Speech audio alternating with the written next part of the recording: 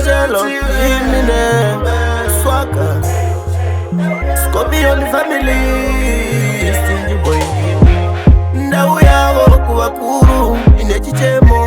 Nitswei, ndawu mberaza kubakuru, batekundirire. Simure kwangu pisaichamba munzira yandofamba kusaimimva Pariko vanondikandira zvitsinga mukandisiya ndekati nowira mugomba Simure kwangu pisaichamba munzira yandofamba kusaimimva Pariko vanondikandira zvitsinga mukandisiya ndekati nowira mugomba Vanoda kundiwende matsikirira kuhope ndakarara vonditsindikira Zita rangu nemutupo vachidetembera Havadi kundiona ndichibudirira Zimu yangu zandifuratire bodo Takira ikwa ndinofa kuine hondo Zira yangu ine magomba Mukandisiya ndekati nowira mugomba Zimure kwangu pisaichamba munzira yandofamba kusaimimva Pariko vanondikandira zvitsinga Mukandisiya ndekati nowira mugomba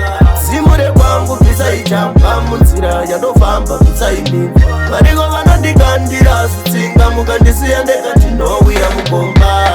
Vanondisekerera nando Vanoda kuti ndigofira musango Mumoyo mavo muine hondo Mzira yangu vanondikandira matombo Vanorwa neni ameno neni Havadi ndibati mari yeperi Semombe undizungira chikeni Mzira yangu vakandifarira mawe Zimure kwangu pisaichamba munzira yandofamba kusaimimva Pariko vanondikandira zvitsinga Mukandisiya ndekati nowira mugomba Zimure kwangu pisaichamba munzira yandofamba kusaimimva Pariko vanondikandira zvitsinga Mukandisiya ndekati nowira mugomba Saka ndauya kuvakuru Toda munditurire mutoro Namo yandinayo yandipinza mumuforo Saka chimboturai mutoro Kana ari mamera kuyai